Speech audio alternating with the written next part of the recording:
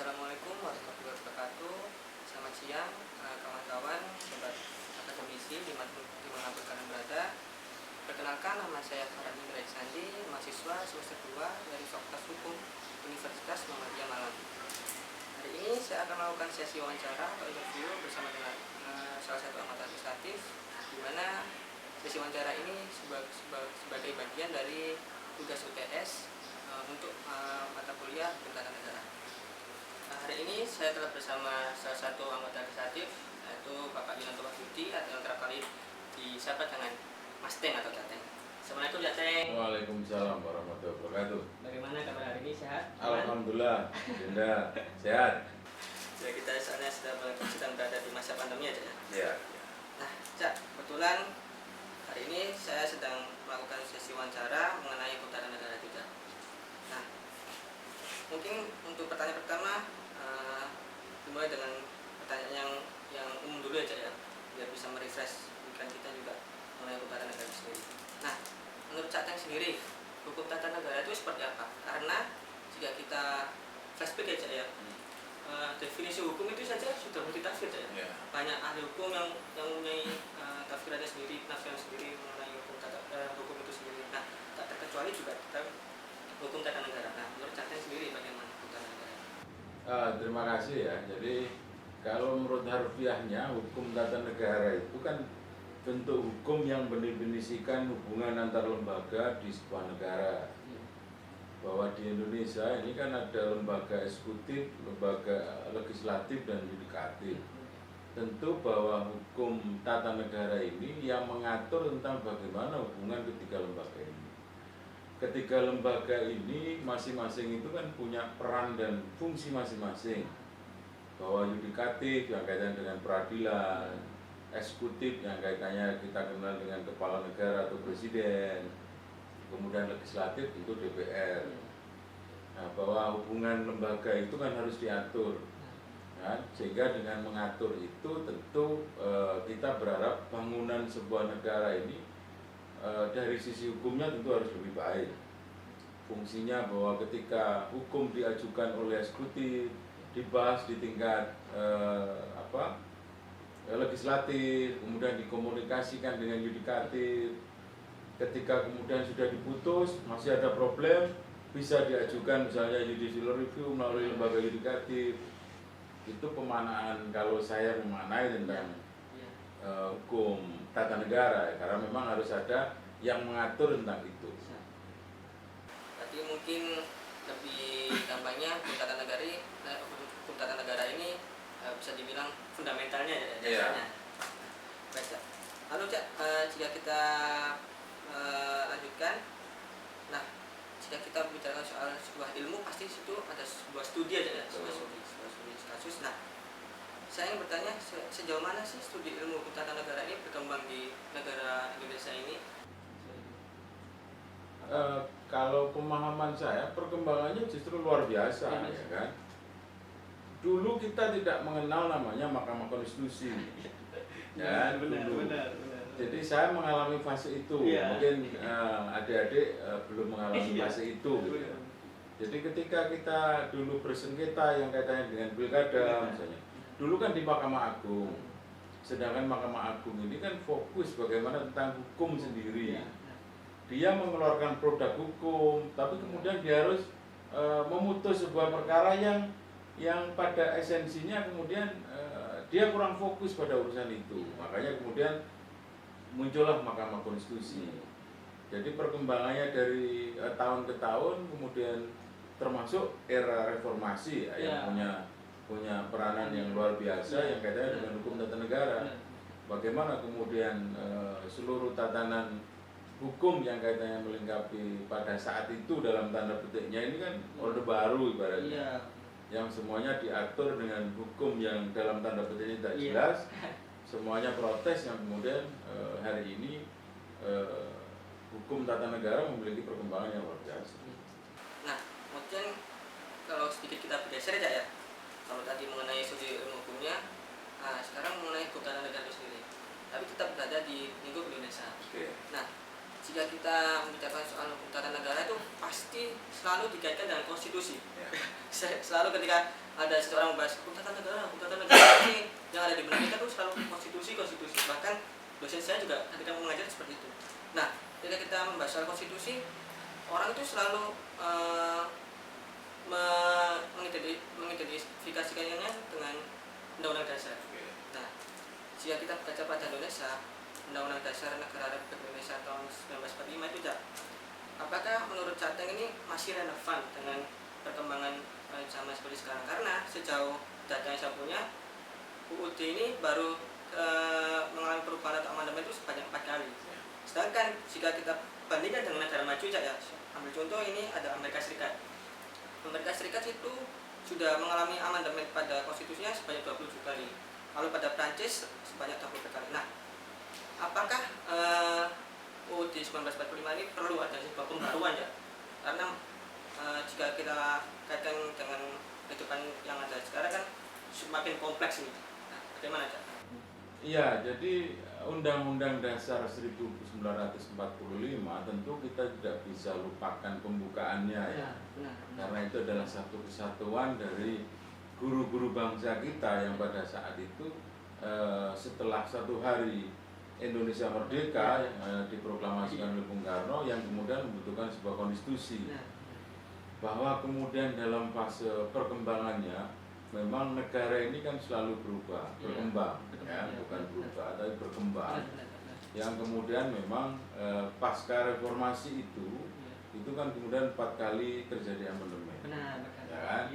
Kalau memang ini kan ngomong pondasi, jadi hukum tata negaranya kita yang pembukaan ini kan bukan barang yang tidak bisa diganti atau tidak bisa diubah, tapi bahwa filosofis yang ada di dalam pembukaan dengan Undang-Undang Dasar 1945 itu kan utuh, ya, bahwa kemudian terjadi amandemen yang kaitan dengan situasi kondisi negara, penduduk, wilayah, mungkin hubungan luar negeri, mungkin yang mengatur tentang internal yang kaitannya dengan bagaimana mengelola negara, tentu bisa-bisa juga.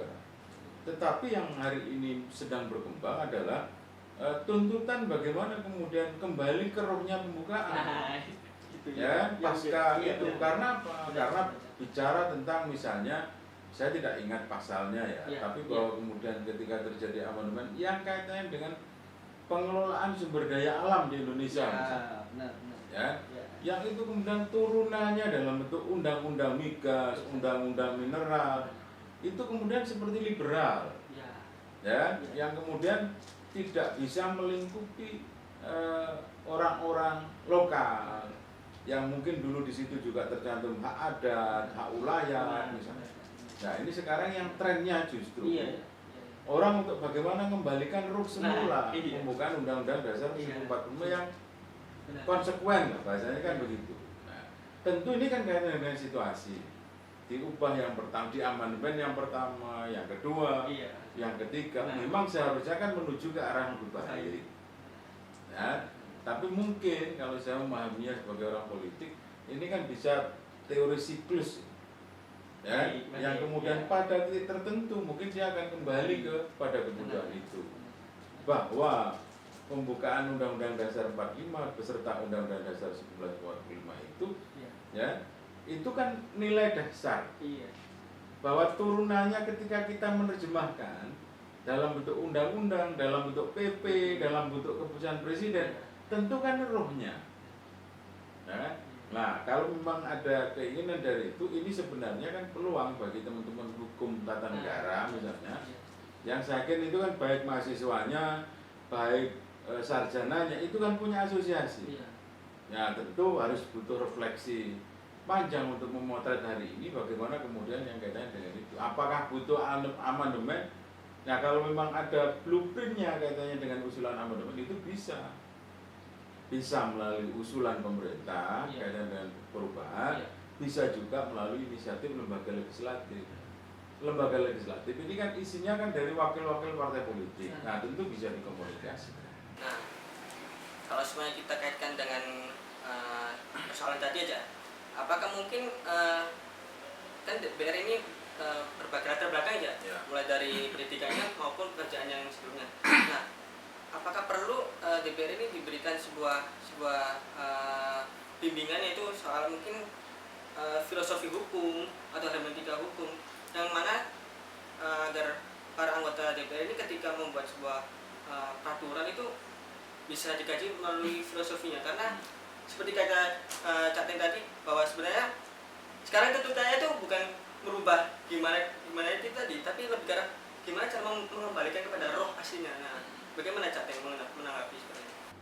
Ya, di anggota DPR itu figur-figurnya itu kan tentu juga banyak yang berlatar belakang hukum. Iya, Meskipun bukan hukum tata negara. Yang kedua, tenaga ahli, ya, itu kan juga banyak orang hukum. Iya. Dan juga ketika sebuah undang-undang itu disodorkan ke DPR dan dibahas, itu pasti melibatkan juga pakar-pakar hukum. Ya. Nah, sekarang ini kan kembali lagi kepada teman-teman di asosiasi peneliti atau pemerhati masalah hukum itu, kalau memang hari ini di potret yang kaitannya dengan hasil amandemen terakhir itu tidak sesuai dengan kekinian faktanya, ya, karena apa? Karena undang-undang dasar ini kan utama, yang kemudian mengatur hak hidupnya itu kan turunannya. Ada undang-undang, ada PP, ya, ada keputusan presiden, bahkan sampai kepada keputusan menteri, misalnya kan. Nah, kalau hari ini dilaksanakan sebuah kajian oleh teman-teman mahasiswa hukum tata negara misalnya, dari seperti yang paling kecil misalnya, yang kemudian ini nanti kita sama-sama bareng dorong untuk kemudian adakan perubahan itu, misalnya segmen apa yang mau dilakukan. Nah, tentu hari ini kita kan berharap lepas dari permasalahan orang hukum berkonflik urusan hukum, nah, kan begitu, ya kan, yang seringkali apa, hukum pakar hukum tata negara A misalnya, itu ketika membaca sesuatu bisa berbeda dengan pakar hukum tata negara B, kan begitu. Nah, bagaimana kemudian A, B, C, bahkan mungkin sampai Z misalnya, ini bisa berkumpul. Ini khususnya saya berharap teman-teman mahasiswa, ya, saya berharap teman-teman mahasiswa yang sedang belajar berikhtiar memotret sesuatu itu, yang kemudian kalau itu menjadi ganjalan di potretnya ini kurang baik, tentu kan tidak perlu berteriak. Ya kan, coba bikin kajian seperti apa yang kemudian tinggal didorong barang itu untuk jadi perubahan. Untuk selanjutnya mungkin kita membahas soal ini, Cak, teori fiksi hukum. Nah, teori fiksi hukum kan di sana dikatakan bahwa semua masyarakat itu pada dasarnya tahu dan mengerti sebuah hukum. Nah, tapi pada kenyataan di fakta di lapangan tidak seperti itu, Cak.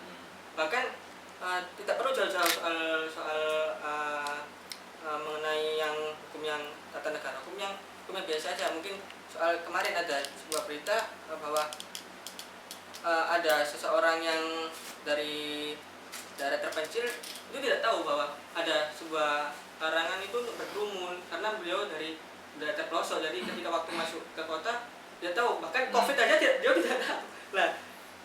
Nah, yang ingin saya tanyakan, seberapa jauh sih, Cak, peranan negara hadir turun dalam istilahnya memberitahu atau mensosialisasikan hukum yang berada itu, seperti itu.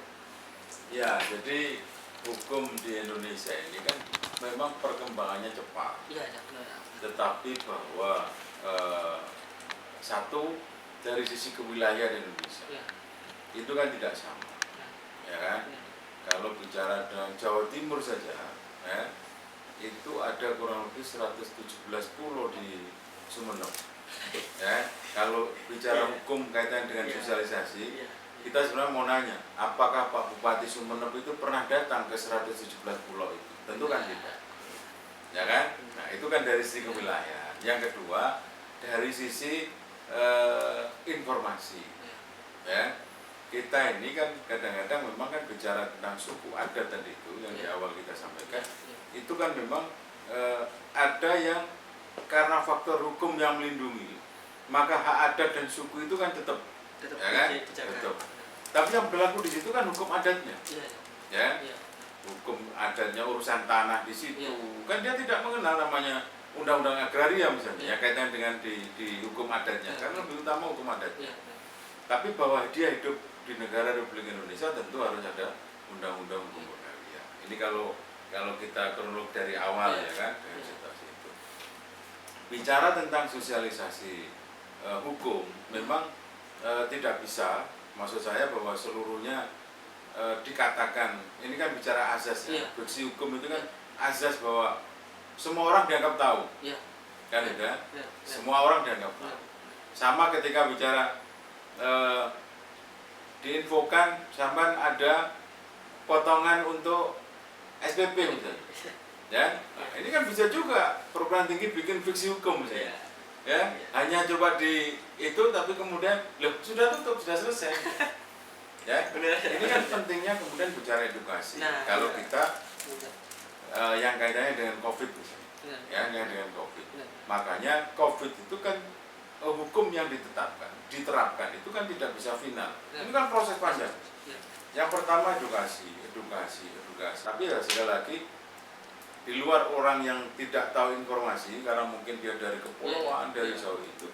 Justru yang paling ngeri itu kan fiksi hukum yang ada di kota sendiri, orang yang tidak mau tahu, kan begitu, karena apa? Karena urusan ekonomi, ya, dengan situasi kondisi ekonomi yang susah, kalau saya tidak keluar dari rumah, ya, meskipun sudah kemudian berapa puluh juta masker ini yang disebar, ya, tapi faktanya itu, tapi bahwa sekali lagi ini kan edukasi, ya, edukasi, tentu tidak hanya menjadi kewajiban pemerintah. Ini pertanyaan terakhir aja ya, sekaligus untuk menutup sesi wawancara ini, yaitu mengenai hukum atas kekayaan intelektual atau HAKI.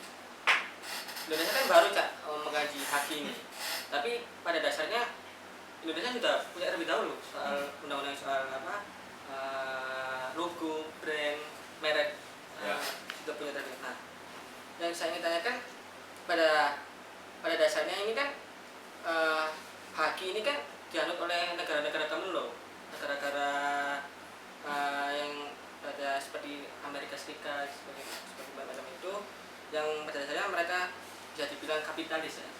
Nah, mereka sangat menjunjung tinggi adanya hak cipta atau sebuah brand. Nah, tapi ketika Indonesia ini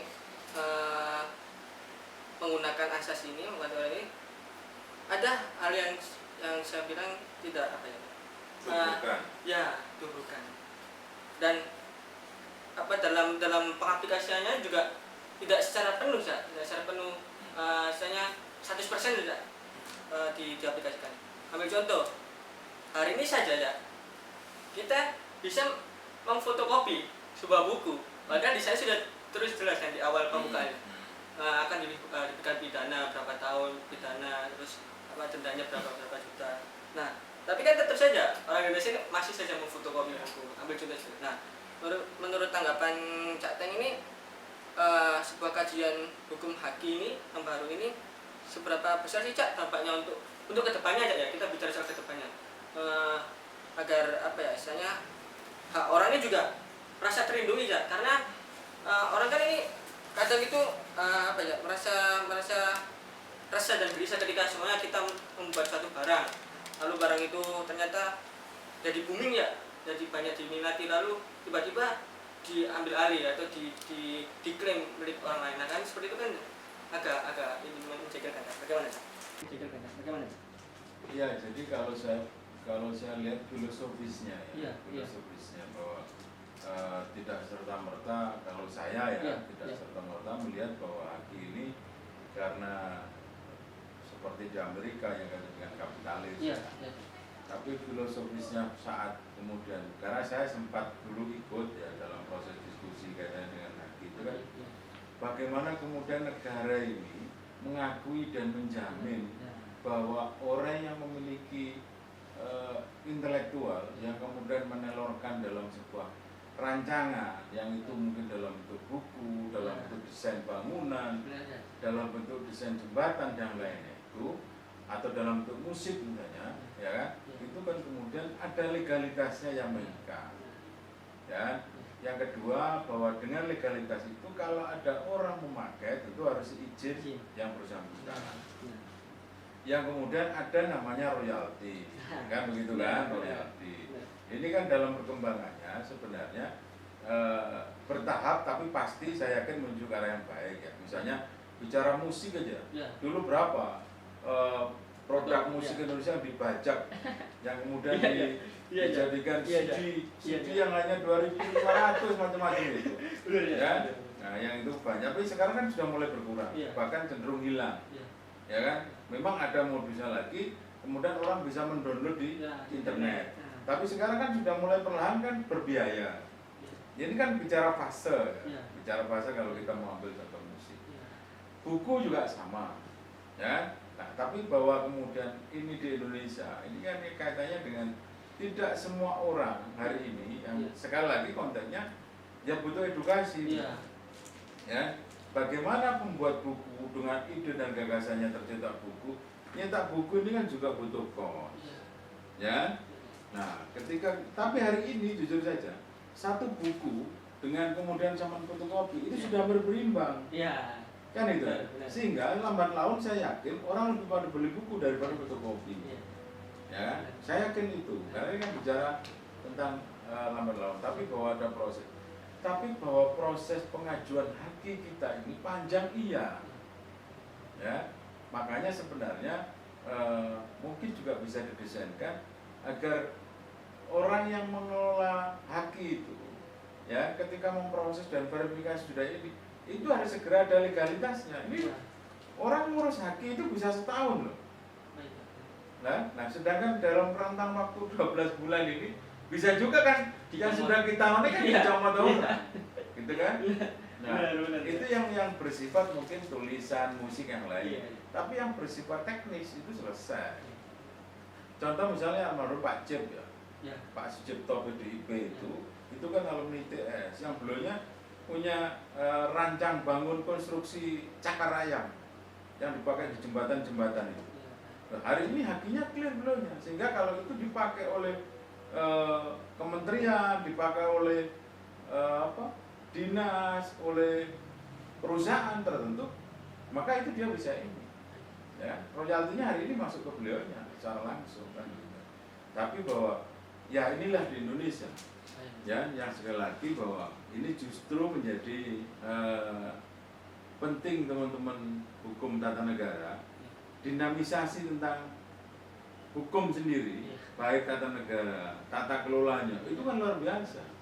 Dan yang lebih ini lagi adalah saya menstigmakan politisasi hukum di Indonesia, khususnya yang hukum tata negara, bukan yang hukum pidana atau perdata misalnya, itu karena kemudian menyangkut 3 lembaga tadi itu, ya, sehingga kadang-kadang kepastiannya kita nggak dapat, ya. Tapi sekali lagi bahwa ini harus menjadi kajian teman-teman mahasiswa hukum tata negara, ya, yang kemudian apakah kaitan dengan edukasi, apakah kaitan dengan evaluasi pelaksanaan atau apa, itu menjadi penting. Tadi kesimpulan wawancara hari ini, semua itu butuh sebuah waktu, sebuah fase, dan dalam fase itu tadi perlu adanya sebuah edukasi dari diri sendiri. Dan mungkin Cak Tem punya 1%, 2% untuk para kawan-kawan akademisi, terlebih untuk hukum tata negara untuk kedepannya, untuk membangun hukum di Indonesia ini lebih baik lagi. Monggo Cak, silakan. Terima kasih pada para akademisi dan mahasiswa hukum tata negara. Saya masih yakin betul bahwa idealisme teman-teman mahasiswa untuk kemudian tetap mengkaji, untuk kemudian mengevaluasi yang hari ini kaitan hukum tata negara, itu menjadi penting dalam perjalanan negara Republik Indonesia.